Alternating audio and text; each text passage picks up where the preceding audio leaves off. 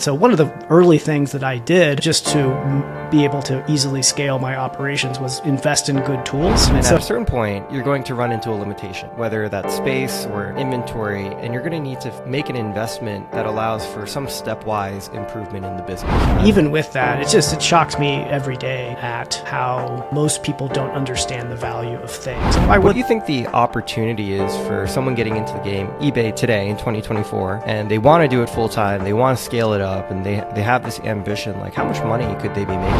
So if I'm a beginning flipper, like I want to get my feet wet in eBay flipping, how would you suggest to someone what their niche might be? You know, how they can make money within that niche? Yeah, it's a really good question. I think I advise people to...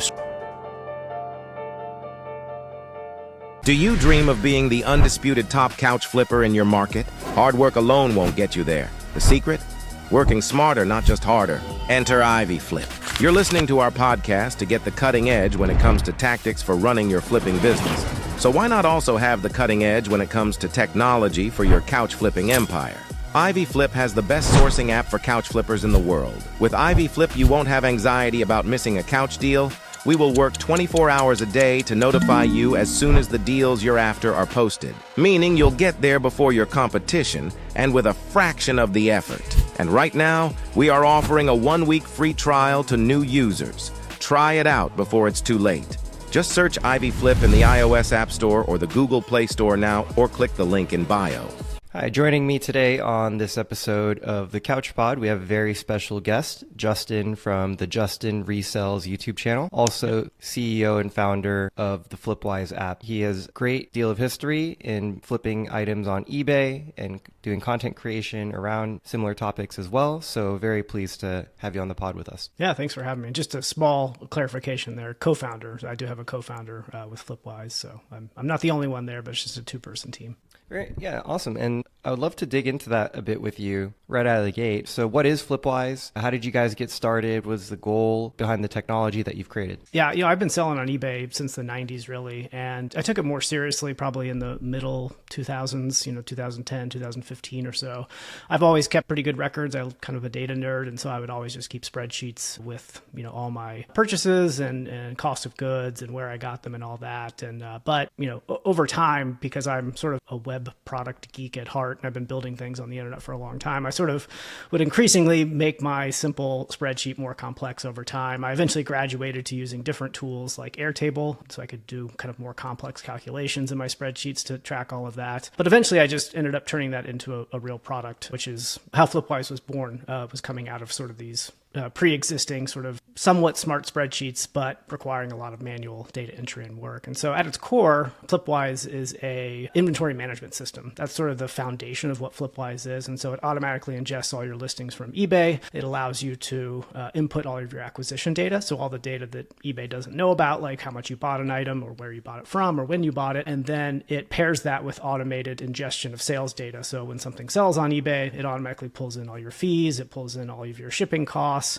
calculates your net, your ROI, all those sorts of things. It does all that automatically in the background. And so that's really the foundation of FlipWise, is sort of like when you keep good track of your data, you're going to ultimately pay more attention to your performance, and it's going to make it easier to improve what you're doing and making better purchases. But longer term, FlipWise really is a much broader automated reselling platform. And what I found also in my many years of reselling is the larger that your store gets, the more difficult it is to manage. And for folks that sell on eBay a lot, you'll know that there are a lot of quirks and things you have to do to maintain your sales. You have to continuously list, you have to continuously send out offers, for example. You may find success in ending and relisting things, but all those things just become way more difficult the larger your inventory becomes. And so that's really what the heart of FlipWise is scaling that, making it easier to do those things through automation so that you can do them at scale. And things that were once easy when your store was small can maintain being easy even when you grow your store and grow your sales. How would you define that threshold between small and large? Because I imagine that people that are just getting started out selling things on eBay, they might not be doing any inventory management, but at a certain point in scale is an absolute must do kind of activity? Yeah, it really depends. I mean, that's kind of the beauty of reselling is you can find success in so many different ways. I mean, I know you're focused on like couch flipping, for example. I've never bought and sold a couch at all, but there's obviously plenty of people that are making just a ton of money doing that. And it's probably pretty difficult to maintain a large inventory when the physical size of your inventory is something like couches. And so, I don't think successful means lots of things in your inventory necessarily. A lot of folks are buying and selling in relatively small quantities, but with really high margins and really high gross sales and really high net sales. And so that's amazing. And so, but other people, I tend to be, I would say probably in the middle. My average net per item is about $22 on average, or about $40 gross per item. I keep about 1,000 things in stock at any given time. And that's more reflects just my own interests, really. I like going out and hunting. I like finding things. I like digging through estate sales and garage sales and things like that. And so my inventory reflects that. It's just all across the board. Anything that I find that's profitable and invaluable, I'm going to buy and pick up to resell. But so I don't think, inventory size doesn't necessarily dictate success or should necessarily be a goal. And you can sort of find different ways to do it depending on what your interests are. So one thing that you said that was interesting is how you categorize yourself sort of in that medium store range. And that's with about 1,000 items in inventory and an average profit per item of $20. What do you find that people on the high end do? What types of items that they're flipping that bring in the higher profit per item? Yeah, that's interesting. I think, a lot of folks are buying and selling newer electronics, for example, which is obviously just going to bring lower margins, but higher gross sales. But it comes with a lot of risk also. So when you're selling in those categories, those categories can definitely be ripe for more things like scams, but they're way, way more valuable. And so I know some folks that will sell nothing but those high-end electronics and do really well, and knowing that there's going to be some portion of them that are going to result in problematic buyers and chargebacks and things like that. On the other end of the scale, booksellers are a great example where they just deal in scale and volume, and they could have tens of thousands of items in stock and only be getting, $2 to $3 per sale. But when you're having 200 and 300 sales per day, and you have that sort of infrastructure built out to make that an easy thing to operate, it can be equally as lucrative. And so again, that's kind of the beauty of reselling, I think, is you can find ways to do all sorts of things depending on your interests and your ability to, solve problems and build systems to scale out and support the types of businesses that you want to run. And I think, couch flipping is a good example of that, where there's probably some very specific things in that niche that work really well that you would not apply to any other category. The thing that's interesting about couch flipping is that it happens off of these national or international marketplaces like eBay, because a couch is difficult. Like once you take it out of the box, hard to put back in the box. It's like IKEA furniture. You take it out of the box, you're not putting it back in the box, even like a mattress. And so the markets for couches tend to be local, right? You have to be able to pick it up locally and be able to deliver it locally. And so it's created barrier to entry for someone to be able to scale their couch flipping operation to a national level. Whereas on eBay, it's all things that can be shipped. I mean, I think they have some features where you can shop locally, but predominantly it's shipping, logistics-based business model. And so I imagine because of how much time that it's been around and how easy it is for someone in Washington to sell to someone in Florida or even further, that, people have scaled up their businesses different way and probably faster than people have been able to in the couch flipping game. I think it's a little bit more analog still in the couch flipping world, whereas the world of eBay selling seems to be very technology driven. So if I'm a beginning flipper, like I want to get my feet wet in eBay flipping, obviously there's so many different things that could be sold, so many different categories. How would you suggest to someone what their niche might be, how they can make money within that niche? Yeah, it's a really good question. I think I advise people to start with what they know about the most. And so, if you already are a video game collector, that's a natural place that you would start. That category. When you're out going to a thrift store or garage sale, you know what to look for and what not to look for because you already have some ingrained knowledge in that niche specifically. And so video games just happen to be a really hard category to get into because of the competition, but a very lucrative one. But start with what you know with. That's going to be the best way to do it. The other thing I suggest to new resellers as well is like not even think about going out and sourcing inventory yet. Like really start to learn the ropes of eBay and shipping and managing that whole process and inventory, tracking your data just by selling things around your house. Like everybody has stuff around their house that has some amount of value and that they no longer use. And so you could just spend an hour on a Sunday and go around and collect 10 different things that you no longer use that you think might have some value, and use that as the opportunity to really learn how to look stuff up on eBay and how to check the sell-through rate and how to list something on eBay, and then eventually sell it, and learn how to go through the shipping process and manage customer communications. And you'll start to learn that it's actually not as difficult as it may seem, because I think eBay can come across as being a more difficult platform to sell on than others. But you'll learn that it's really not too bad. And you'll also make some money at the same time while you're learning. And so you can then use that money to go back and use it to invest in actual inventory, going out to thrift stores and garage sales and flea markets and things like that. So that's my advice. Start with what you know, and then pick things out around your house and get some free inventory that way, and off and running. Absolutely. Makes sense. So figure out like how you're going to work operationally within the context of eBay. Figure out what that whole process looks like end to end, from getting something listed to selling it and communicating with the customer, making sure that it gets to them safe and sound, managing the post-sale process, reviews, etc. With that foundation, figuring out what market you potentially want to get into. It's best if you have some background experience in the thing, but maybe your background is in video games, and video games are very competitive, and you ultimately, get into something else. So how would someone, if they're trying to evaluate what market to be in, because this is a very important question for most entrepreneurs, what market to be in, how could they evaluate where opportunities might be for them within eBay? Where's the demand? Where's the competition? Therefore, where are my opportunities? Yeah, that's a good question. I think you really have everything that you need to be able to answer those sorts of things at your fingertips at all times if you have a smartphone. And that's kind of the beauty of reselling on eBay, is if you learn sort of the foundational rules for sell-through rate and strategies behind all of that, you really just have everything you need to not have to guess at whether something is valuable or worth reselling. And that really is your sort of doorway into understanding various markets or various areas to get into. And so just by knowing how to look something up on eBay, that sounds really simple, but a lot of folks starting out on eBay don't really know how to look something up properly on eBay. Supply versus demand, and its sell-through rate, and its potential for, or its potential for a return on it. They don't understand the fee structure and things like that. And so just educating yourself on all of that, and then applying that education through constantly looking stuff up on, constantly using that as a lens when you're out, even if you're just going grocery shopping at Walmart or whatever. Use that as an opportunity to look some stuff up. Does this thing have any supply on eBay? Does it have any demand on eBay? Is there any value there?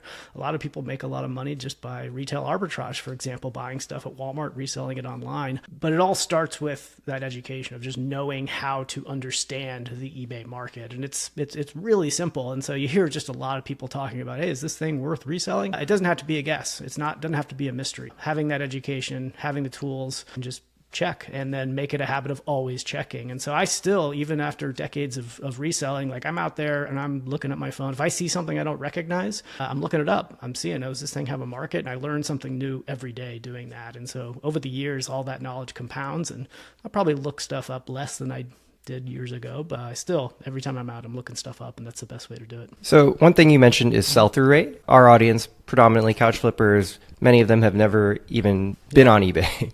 So what is sell-through rate, and why is this an important metric? Yeah, sell-through rate on eBay. I mean, sell-through rate, first of all, is a metric that has a very specific definition. It's sort of outside of eBay alone. And that's not what I'm talking about. I'm not talking about actual sell-through rate.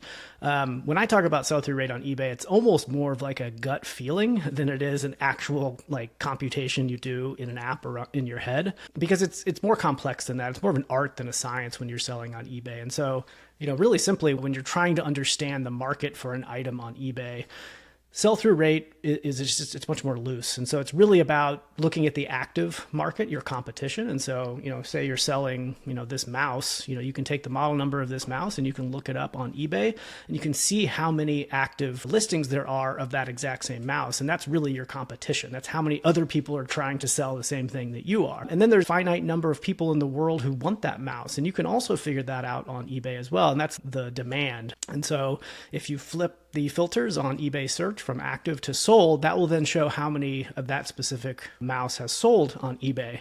And eBay historical data goes back 90 days. And so let's say that there's 90 active listings of this mouse and that there's 90 sold listings of that mouse, that means that it's basically the eBay world of sell-through rate.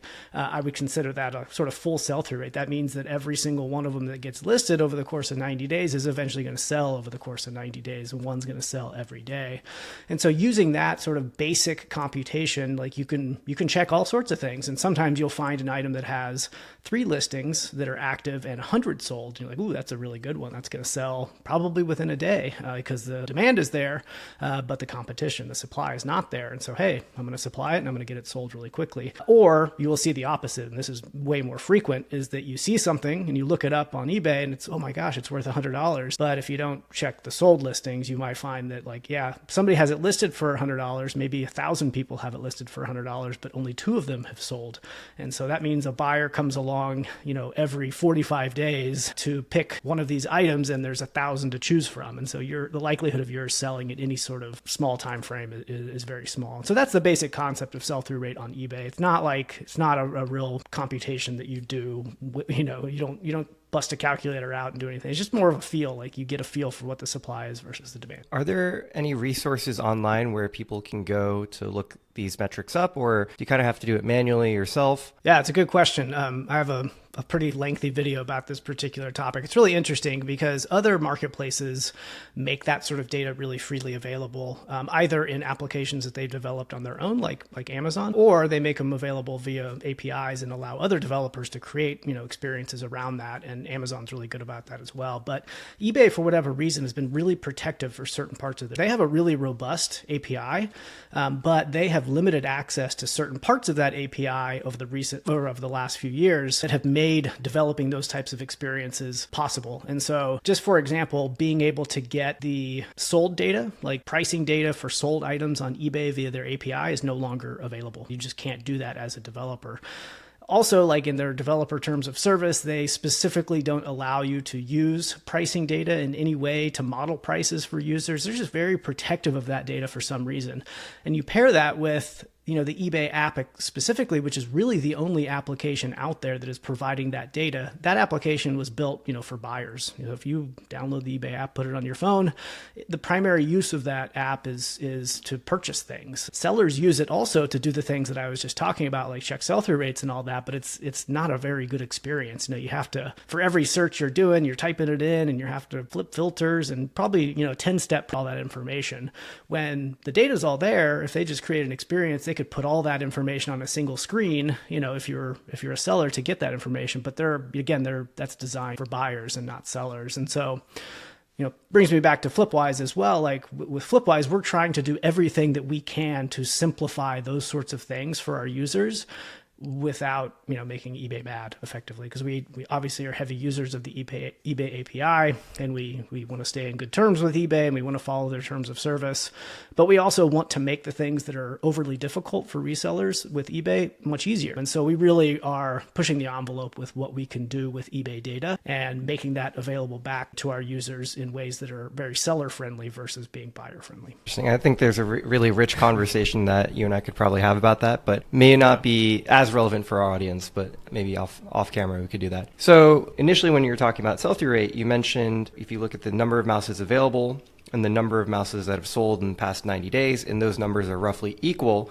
this might indicate a good opportunity. And this ranges all the way up to only 3 items being available and 100 being sold in the past 90 days. So if I were to evaluate a market as a rough benchmark, what sort of ratio am I looking for? That's a good question. Unfortunately, the answer is just not that easy as well, because if you only go by sell-through rate, that's going, sell-through rate is basically only telling you one thing, and that is like, how fast is this thing going to take to sell? How long is it going to take to sell? It's not telling you anything else. And so when I pick something up and I consider whether I'm going to buy it or not to resell, that's just one factor out of probably a dozen that I consider in terms of whether I should buy it to resell. And so there's no real one metric that I can say, oh, definitely if it hits this number, you should do it. Because, I'll take, use couch flipping as an example. Like the reason I think why a lot of people can be really successful in couch flipping is because so many people don't want to do it. It's a pain. People pay other people to move their couches. And so a part of your value proposition as a couch flipper is like, I'm going to do all the work for you. I've got a truck. I'm going to I'm going to load it up, bring it to your house and do all that. And people are willing to pay for that, pay a premium for that. So like, just to use that example back on eBay, one of the factors that I look at as well is like ease of shipment. Like if this thing has an excellent sell-through rate, but it's going to cost a lot to ship and it's going to be really fragile and it's going to be just cost a lot of my own time, I may be less likely to buy it, even if it has an excellent sell-through rate. Cost, like how much money am I going to make on it? Obviously is another important factor that I consider alongside sell-through rate. Other things like, am I going to have to invest time into cleaning something or fixing something? So like, I do like buying and selling clothing and shoes like that, but I look at something and even if it has like a small stain on it, like, am I going to spend the time to get this stain? Is that a good use of my time? Again, if it's like $100 shirt, maybe I would. If it's a $10 shirt, maybe I wouldn't. And so anyway, all of these factors sort of come together. And that's why I say it's more of an art than it is a science. And I don't think you can build that type of thing into, an application experience, for a seller, because it's so much of it is gut, so much of it is specific to your individual situation. And so to take sell-through rate as an example, there are folks that, operate out of a 1-bedroom apartment and that's where they store their inventory. And so they're only going to pick things up that sell super fast because they don't want to hang on to stuff.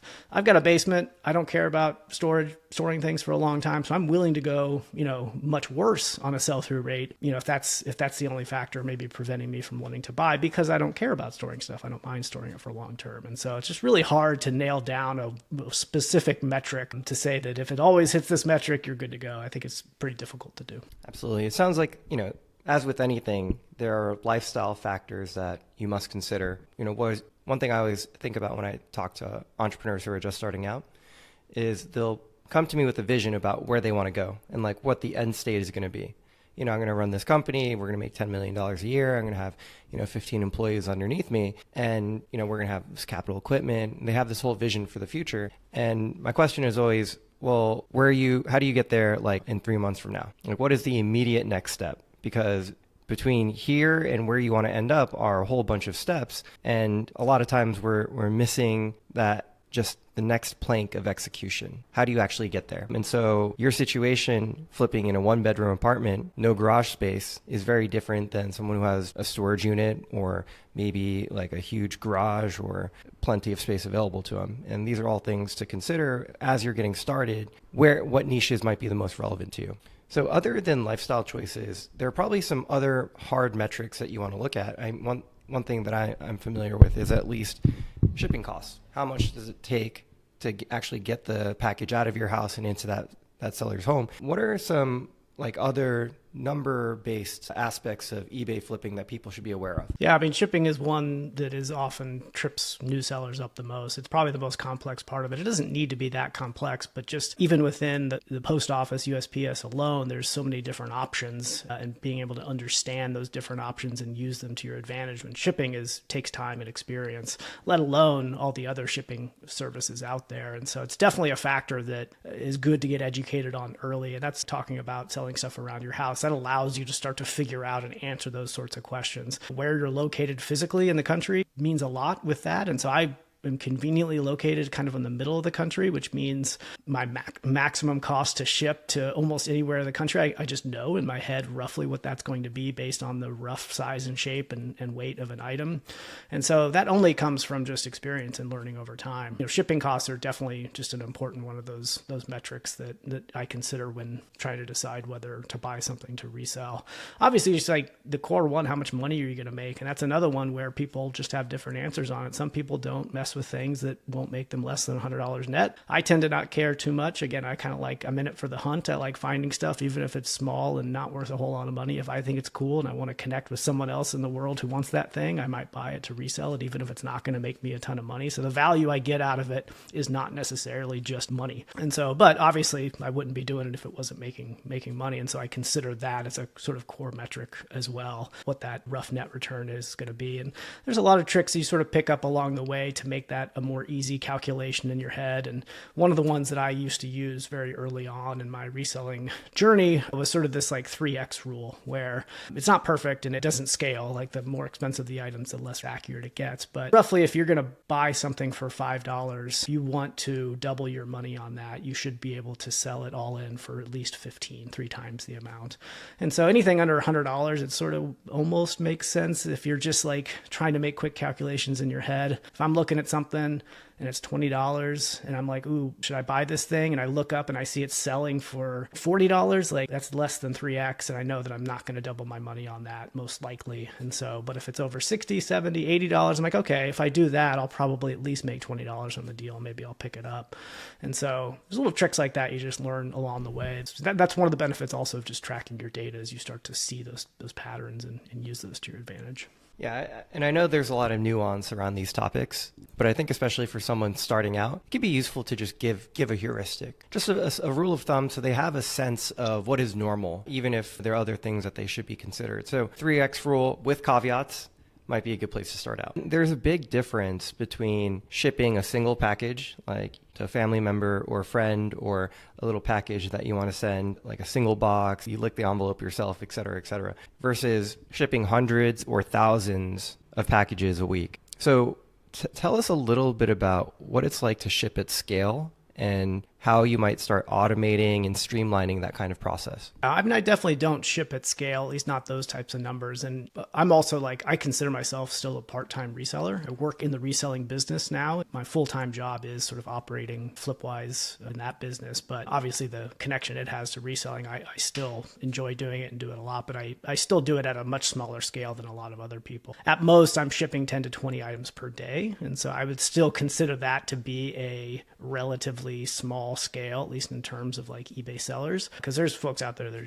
doing a ton of them. And the most important thing with all of that, because I know some folks might hear like 10 to 20 items per day and be like, wow, that's a lot. And it is a lot. And you, even at that scale, you do have to have some systems in place to make that easy. And so one of the early things that I did just to be able to easily scale my operations was invest in good tools. And so it's really easy when you're kind of doing it as a side hustle to just make it work, right? You're just like, oh, I'm finding tape here and there, maybe reusing your Amazon boxes or driving behind Walmart and picking out some boxes. But I made the decision to just invest in good tools and have good tape on hand at all times, have good tape gun on hand, have good measuring tapes and boxes on hand. I buy boxes. I don't go out and source boxes that are found elsewhere, just because that time is probably better spent sourcing, making money in other ways than it is for saving a few cents on boxes. Investing in good tools, I think, was a good step in being able to scale quickly to being able to ship a lot. Because if you're like constantly looking around for the right size box, which still happens, I still spend a lot of time looking for the right size boxes, which is annoying, even when I have,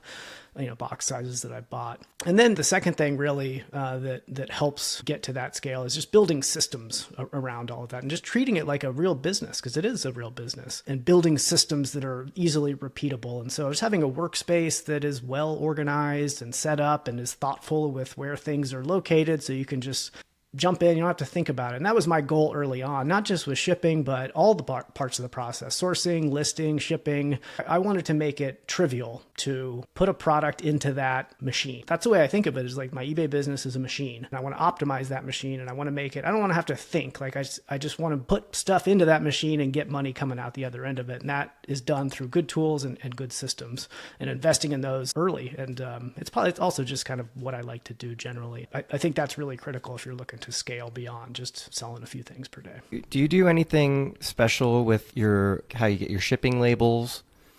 Yeah, shipping labels, eBay, the key there is just cost. And so if you go to the post office to buy your shipping labels, you're going to pay probably 50% more than you would buying them online. eBay does a lot of scale, and so they offer really great shipping label costs. And so you're going to pay just a lot less by using or buying labels directly through eBay. But you don't have to. There are other shipping services out there that provide cheap labels at scale as well. So Pirate Ship is another example that a lot of folks use if they don't want to use eBay directly. But the big thing is don't buy it at the post office, because you're going to pay way more than you would otherwise. And are you dropping off packages to post office or whatever carrier, or do you have like them coming in for regular pickups? How does that work? Yeah, I used to do pickups when I was a little bit of a smaller scale, but I just got self-conscious about it. Having my mail carrier come every day and pick up 10 packages they didn't complain, but it started to feel a little weird, like I was taking advantage of the situation. So now we do drop off every day. Occasionally, depending on the time of the year when sales are higher, it's also just a pain to be carrying in dozens of packages every day. And most post offices have sort of a back entry and a place where like larger trucks pick up and drop off, and they allow consumers to do that as well. Just sort of grab one of their carts, dump all your packages in there, wheel it in, and there's all sorts of options like that. But yeah, it's basically dropping off every day. Amazing. So now imagine you've just started out flipping. You've gotten comfortable with like the entire end-to-end process of picking an item, shipping it, listing it, etc. Now you want to start optimizing your store for success. What are some key things that you can do to try and improve the efficiency of your sales? Like, what do you do with your listings and how do you promote them? What are some things to look out for here? It's a really good question, because that a lot of your success on eBay does come down to not just listing it and forgetting it. It's a nurturing type thing. And as I was saying earlier, the challenge when you start to scale and go beyond just a few dozen listings is that becomes more difficult to nurture manually. That's why I built FlipWise, was to help automate a lot of that so that you don't have to do it manually, especially, which gets way more important the more listings that you have. But there's sort of the table stakes that you have to do. You just have to have good titles. You have to have good photos. You look on eBay right now and just search for anything. You're going to see so many listings where you can tell the seller took no time to actually stage a good photo. And that just really matters a lot. People are looking, that's the main thing that a person is going to see and make their purchase decision on, is the photos that you provide. And so if you're trying to sell a keyboard and it's laying on a dirty bed in the pictures, like, you're not saying you're not going to sell it, but probably your people are going to pick other options if there's competition out there over yours. Investing a very small amount of time to have the equipment so that you can take at least somewhat professional looking photos is just a great way to make sure that you're not going to miss out on sales when somebody's there interested in buying your product. Good metadata, writing descriptions and things like that, I've found just are less important. Obviously, you want to note any flaws and note the condition that an item has and be pretty descriptive there, but you don't need to write out giant product descriptions about stuff. But that's sort of the table stakes. You just have to be competitive. You have to have good looking photos. You have to have good titles. Beyond that, there is a lot of tricks and sort of quirks with the eBay platform that you have to do if you want to make more sales. And one of them is promoting listings. And so, you can pay eBay extra on top of the fees that you already pay them to promote your listings, which is kind of a controversial topic. Some people feel like the amount of fees that you pay to eBay, which is generally between 12 and 15%, depending on what you're selling, they feel that that's really high and they don't want to pay extra money through promoted listings. Personally, I think the value that you get out of a 12 to 15% fee structure on eBay is incredible. You just get instant access to literally millions of buyers all over the world, and there's really no other marketplace that you can do that with. 12 to 15%, I think that's a pretty good deal. But using promoted listings allows you to pay eBay to, bump your listings up in search. And so likelihood of you selling something all comes down to where in the search results your item is going to show up. And so that's what their eBay algorithm does, is decides where that shows up. And there's a million factors that it uses to decide that. But you can sort of bypass all those factors and just pay them some additional percentage to promote your listings. And I use promoted listings. When I started using them, my sales literally doubled overnight. And so the way I like to talk about promoted listings is eBay will suggest that you promote at a pretty high rate. They'll say, pay 10% of the final sale fee and we'll promote your listings, but you can adjust that percentage that you pay. I do it on the lowest percentage, 2% for everything that I sell. So the way I think about it is, like, if I was selling something for $100 and somebody came along and said, I'll give you $98, 2% less, would you take that deal? And almost every time I would take that deal. And so that's what promoted listings are for me, is just eBay saying, hey, for $2, do you want to sell your product much faster than you would otherwise? Like I said, literally overnight, my sales just doubled, and I continue to get about 50% of my sales come from promoted listings. And so it's a great value and it's a great way to optimize your listings and ultimately make more money. I mean, with those numbers, it's a no-brainer, right? 2%. Yeah. And in fact, like if that's another like benefit of tracking your data. I can't remember the exacts, so don't hold me to this, but it was roughly, I think in 2023, I spent something like $850 on promoted listing fees to sell an additional like $46,000 in sales. Like it's just, like you said, a no brainer. Like why wouldn't you do that? And so I get it though. Mentally, it feels a little much like, okay, I got to pay eBay more money, but if they're going to give me more sales, I think it's definitely worth it. So just last year, selling items part-time on eBay, you made close to six figures or over six figures? Let's see. I can't remember this past year what my numbers were. They were much lower than they had been in the past just because I had started a new full-time job. This was before I started working on FlipWise. In 2023, my YouTube channel like started to blow up because of one particular video that I did where I talked about how I made, I think it was $82,000 part-time, and that was in 2023. Not quite six figures, but the net on that was about, I think it was 50,000, something like that. I didn't net 82,000. I sold 82,000 and netted somewhere around high 40s, low 50s on that. And that's in that video, I sort of break down everything, like where all that money went to, where all the fees went to, how much time I spent. I don't remember all the numbers off the top of my head, but I'm spending somewhere like 10 to 12 hours a week roughly doing stuff. And my wife helps me with shipping and stuff like that. And so for an extra 50 grand a year, you're doing something you enjoy doing, to me, it's a no-brainer. And that's just you're working a full-time job, FlipWise.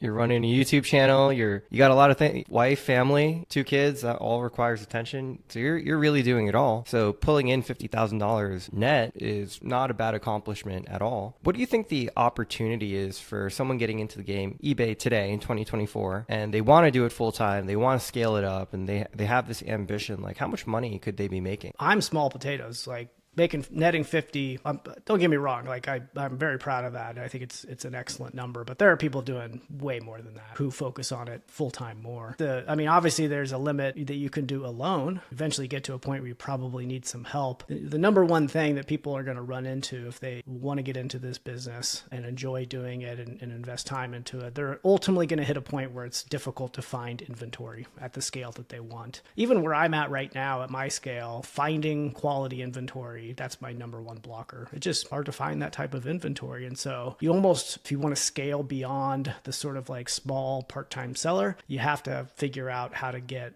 inventory in a different way, quality inventory at scale. And so a lot of folks get involved in liquidation and things like that. But for new sellers considering this, like you got to learn the ropes first. You're starting off buying trucks of inventory. You're going to have to learn very fast, and it may be difficult for you. Starting off slow, selling stuff around your house, branching out, finding inventory in other places, getting to a point where you're making a pretty respectable income doing it, and then figuring out, okay, how do I grow this even more through spending more money to make more money, getting larger amounts of inventory more regularly. Absolutely. That makes sense. It sounds like when you're starting out, there's a certain amount of linear growth that you can expect to experience based on your infrastructure and your processes, like just what's available to you today. And at a certain point, you're going to run into a limitation, whether that's space or inventory, and you're going to need to make an investment that allows for some stepwise improvement in the business. This is also very common with couch flippers in that oftentimes they start flipping out of their garage or they get a single storage unit and then they take a jump, whether that's buying like a box truck or they actually get a warehouse with a showroom and a lot more square footage for them to be able to operate out of. And that has a massive impact on their business, added pressure, but it's increased opportunity as well. And for eBay flipping specifically, it seems to be alleviating a constraint around inventory is a big thing to consider. That's one of the big ones. But I think similar to couch flipping, you're just going to run into hurdles, and your ability to grow is whether you can jump over those hurdles. And often that takes investment in time and money to do so. And so to me, that's the fun part, is optimizing that type of business, is running up against limitations and being like, okay, like how can I keep going? How can I overcome this limitation and figure out a way to do it better? And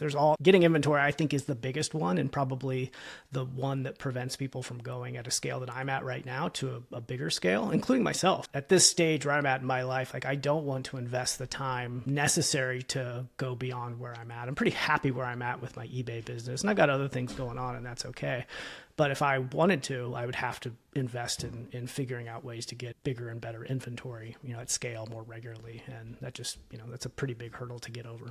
What categories are you currently selling in? I sell across all categories. So I define my category as, does it make money? And if so, I buy it. And So all over the place. I tend to focus on certain areas, again, the things that I know more about.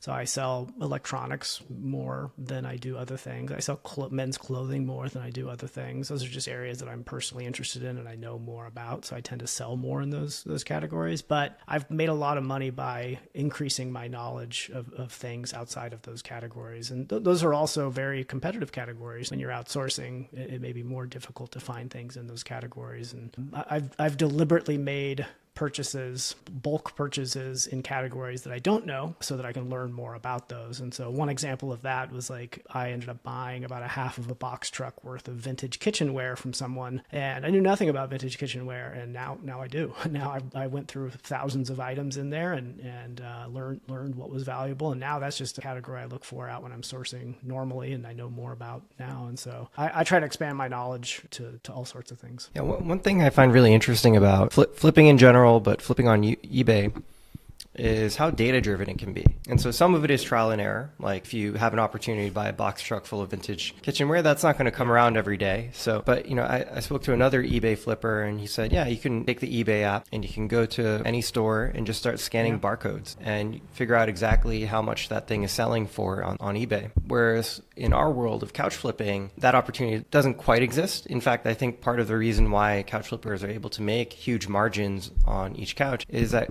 people don't have a good understanding of how couches should be priced. In addition to the fact that they're adding all this value by, doing the pickup, cleaning, and delivery to the next person. It's like if you are buying and selling iPhones, your average consumer, even if they don't regularly shop for iPhones, like generally kind of knows what the price of an iPhone should be.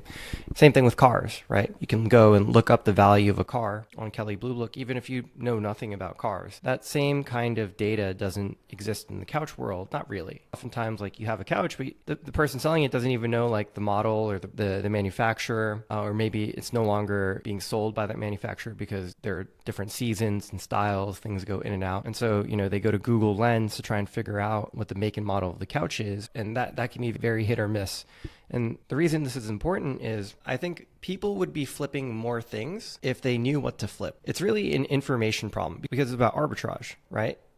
As a flipper, you're trying to identify an opportunity to buy low, sell high. And every time, if you've sold multiple of the same item before, you have that knowledge, it's an easy decision to like come across some item, you can buy it for 20. Oh, I know I can turn around and sell it for $80. But if you don't have that information, then there's some risk associated with pulling the trigger on that item and, picking it up and trying to sell it. eBay, this seems to be more data driven. In the couch world, less so. It's a little bit more based on gut and intuition. That makes sense. I think very, very similar in the eBay world. It definitely sounds like I don't have much experience flipping couches, but it seems like it's more difficult to understand the value of a couch than it may be different because of like what eBay provides in terms of understanding market value. Even with that, it shocks me every day at how most people don't understand the value of things. And why would they? Like they don't care. People run in a garage sale, they're just trying to get rid of their stuff for the most part. And so why would they understand the value of things? But you see these sort of patterns when you're out and doing this a lot where people will think something has value and they will price that thing high when really that is not valuable in any sort of way, and they will underprice the thing that actually has value. Like the thing that just popped into my head saying that was like some refrigerator filters that I bought at a garage sale for $1, and the people are just like, oh, I don't know, they're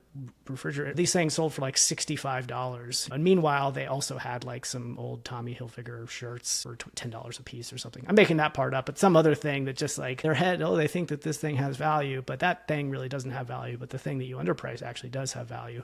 And that is really the power of information and having that sort of knowledge of what has value, because you can unlock those sorts of deals all over the place. Thrift stores are the same thing. You hear this over and over again, people complaining about thrift stores like, oh, they're dead, there's no inventory in there, they can't be found. Well, thrift stores just have gotten smarter and they price up the very obvious things and they make those very expensive. But every thrift store I go to, for the most part, I can end up finding something that whoever was doing the pricing that day didn't know that this thing had the value that it does. And so that's the name of the game, is no more than your competition, whether that's a thrift store or whether that's other resellers at a flea market or something. Just knowing what has value, that's 100% of the game. And if you're focusing on anything, it's that. And that's also the beauty of YouTube and why I got into YouTube as well. I watched a lot of YouTube myself, and I feel like that's where I got most of my knowledge of what has value early on, or that's what expanded my knowledge of what has value beyond the obvious things that I knew. do, I'm picking up the weirdest stuff that has just incredible amount of value. I'm selling like vintage men's underwear in the package for $60-$70. Like most people are not going to know that that thing has value. They're going to give it to you for free, or they're going to price it at $1. And so having more things like that in your arsenal of knowledge is the name of the game for sure. I know this is data and organization is a big part of what you're offering. In the FlipWise app, I'm curious if there's anything that you're doing with your software that's aimed at trying to solve this information. As much as we possibly can, yes. I think it's the biggest unsolved problem out there. And unfortunately, a big reason why it's unsolved is not because people don't have that idea. To solve that problem is not unique to me or to anyone. I think people have been trying to solve that problem for a while. But problem in that scenario is eBay's decision to not share that data. And that's their data. Like they can make that sort of decision, but it really makes the seller's job a lot more difficult by not having access to that data in a free market where people are building apps and experiences around it. So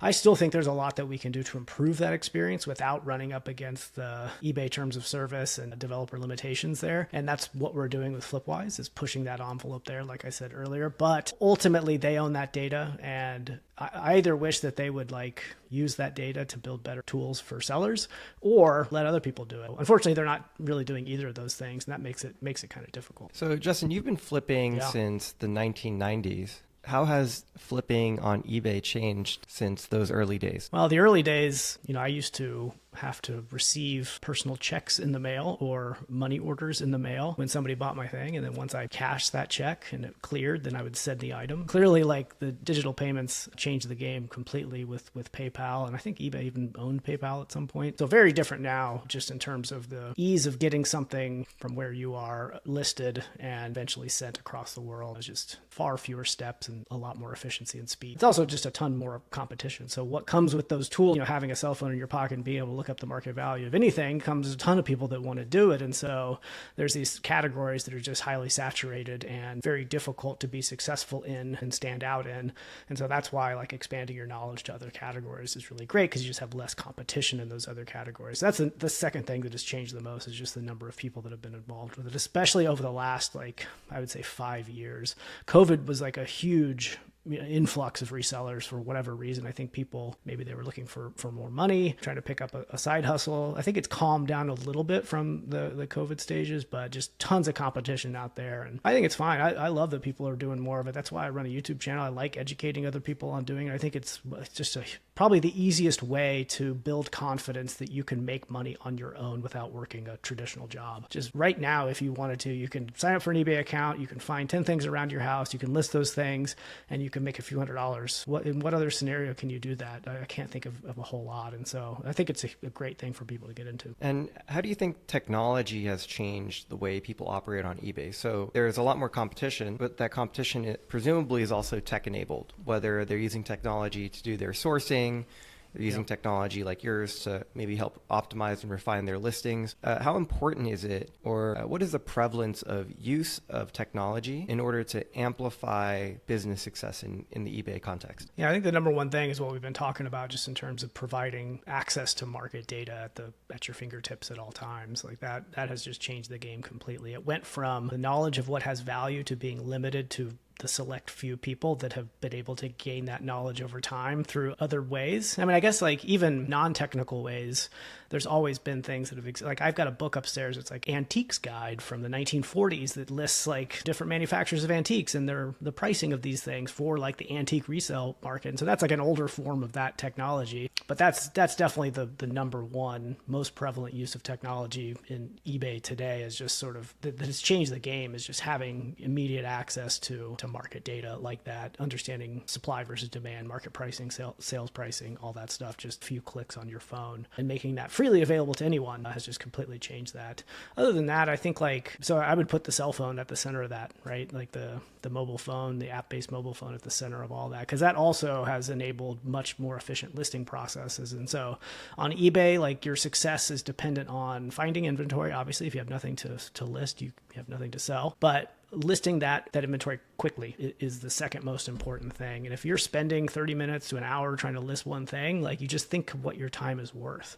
If that thing's only going to sell for $10, you're already working at, $5 an hour, and that's not worth your while. And so being able to list very quickly is another thing. And I have a process down that uses cell phone as a central point of that process to be able to list basically anything in less than 4 minutes. And so being able to do that just means I can list way more. And again, building that machine that I can just feed inventory out and have money come out the other end. Just the mobile phone at the center point of that, because it has the potential. The listing process has the potential to be very complex. Like, you could have a separate camera that you're using and having to transfer photos over and all sorts of things. And so sort of optimizing all of that with technology is great. And there's I think there's a lot of talk of AI and its role that it plays. And I found it to be mostly a distraction in the reselling space at this point. We do utilize AI in certain areas of FlipWise to help with parts of the process that can be assisted by that. But by and large, it's just not, AI is not something that is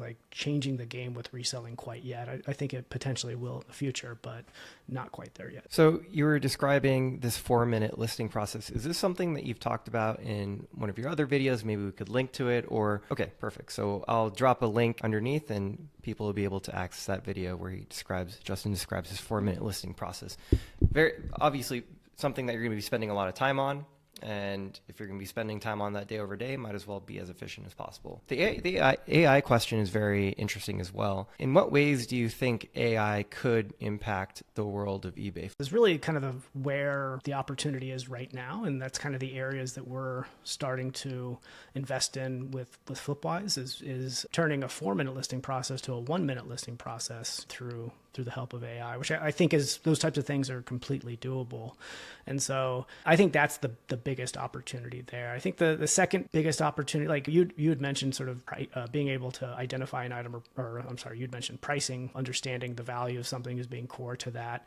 I think for an eBay reseller, another problem that is not yet completely solved that AI has the potential to help solve even better is product identification. And so you had mentioned, I think, like Google Lens, like pointing Google Lens at a couch is not going to be super successful in being able to identify that. Same goes with eBay. It's all about identify. If you don't know what you have, it's hard for you to sell it, hard for you to price it.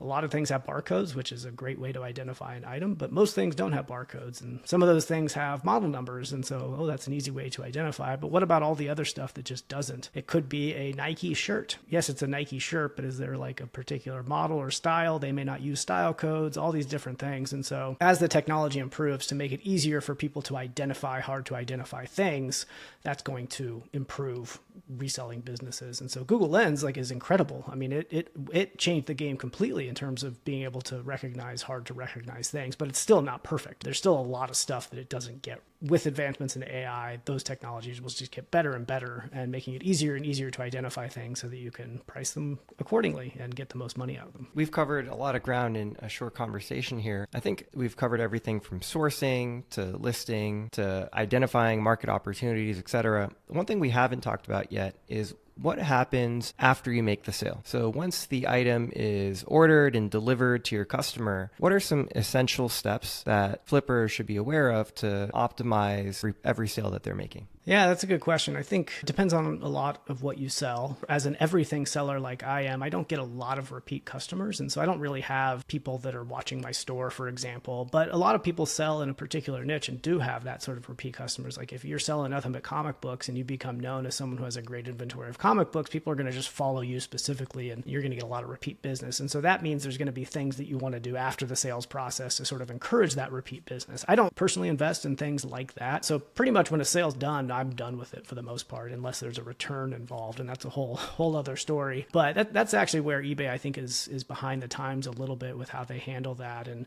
it can be difficult as a seller on eBay when it comes to returns because the buyer typically has the upper hand in almost all situations. And I do think eBay has good seller protection for the most part, but they have a pretty bad rep there. And you kind of have to do some work to get covered as a seller. But there's other platforms like Poshmark, which is primarily for selling clothing, where it's built into the experience experience as a buyer that when you buy something and receive it, you have a few days to make sure you're okay with it. And once you hit, yes, I'm okay with it, like you can't return it then. And so it's a good peace of mind as the seller to know that that transaction is done. Marked as okay. I don't have to think about it. There's not going to be a return 30 days later that I have to deal with. And so I think it would be good if eBay started to adopt some of those policies as well to make it easier for sellers to deal with some of the challenges that come with what happens after a buyer buys it and receives it. Because I think eBay does get a bad rep for scams, which people don't come to YouTube or forums like Reddit to talk about all the good transactions they had on eBay. They come to talk about all the scams that happen. And so it can make it feel unbalanced. But by and large, eBay is a pretty safe place to sell. I can count on one hand how many times I've had legitimate scams and I've never lost money. eBay's always covered it for me. And so that's out of like literally thousands of transactions every year. So I feel pretty good about it. In terms of that, to answer your question, like I don't personally do a whole lot after that. After I get a sale, like it's pretty much done, and I don't follow up or have any sort of strategy there. Amazing. And my final question for you today is, if you could talk to younger Justin, maybe Justin of 10 years ago, and you could help him avoid one mistake that you've made in running your eBay business, what would that piece of advice be? Oof, that's good. Nothing's popping to my mind on that. I think it would be probably to invest earlier in the process to expanding your knowledge of what is valuable. I think I spent a good amount of time not breaking out of where I felt comfortable in terms of where the things that I knew had value. I would stick to kind of the things that I knew, but my business didn't really change meaningfully until I invested time into improving and educating myself on what has value. And that was primarily through YouTube, just watching other people do this through YouTube, and the people that put their GoPros on their chest and walk around and do all that. Like, I don't trust all of that at face value. There's some people doing that may not be, the most trustworthy doing it, but there's a lot of people that are just doing it and sharing great knowledge that way. And just being able to see like, oh gosh, this thing has value. And then like, sure enough, next week you're at a garage sale, you see that exact thing. And it's just like, you can source when you're not sourcing. And it has done a huge amount of help with improving my own knowledge of what has value. So I think if I could go back 10 years, I would tell myself, invest more time into broadening your knowledge of what has value, because your business will grow much faster than it has been growing in the past. Amazing. I appreciate you coming onto the pod, sharing your wealth of knowledge with our audience. I think our couch flippers that are maybe looking to diversify or maybe even pivot into a different kind of hustle, everyone's going to find this information extremely helpful. So yeah, just appreciate your time and thanks for coming on the pod. Yeah, thanks so much for having me. Really had a good time. Appreciate it.